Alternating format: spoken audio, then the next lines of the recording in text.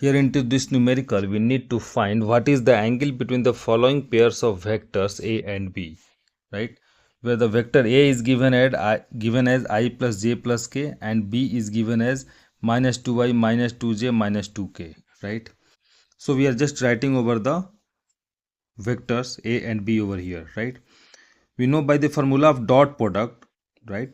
A dot b. What's by the formula of dot product a dot b, vector a dot vector b can be written as ab cos theta, right? Where a b are the magnitudes and cos theta is the angle between these two vectors a and b, and we need to find the angle between these two vectors a and b, right? So just applying the formula a dot b equal to ab cos theta, we can say that cos theta is vector a dot vector b divided by the magnitude of both the vectors a and b, right? So a dot b can be written as the I plus j plus k dot minus 2i minus 2j minus 2k.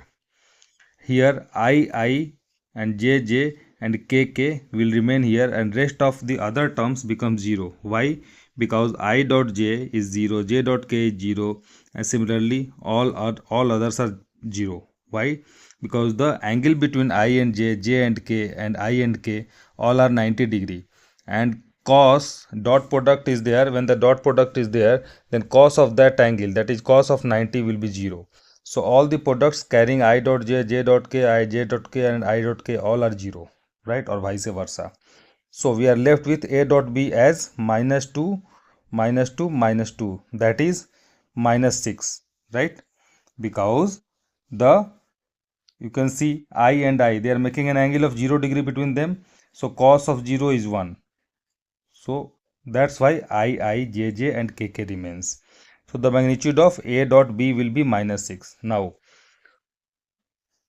the value of a dot b is minus 6. Now as the value of a dot b is calculated as minus 6, now just find the magnitude of a and magnitude of b. We know the vector a is given as I plus j plus k. So the magnitude of a will be root over the coefficient of I square, coefficient of I, that is 1 square, coefficient of j, that is 1 square, and coefficient of k, that is 1 square. So we are getting the modulus or the magnitude of a as root 3. Similarly, the magnitude of b can be calculated as root of 12, which will be equal to 2 root 3. Now we know by the formula of dot product that vector a dot vector b is ab cos theta, which we have derived earlier. So the cos theta will be the value of vector a dot vector b divided by magnitude of a and b.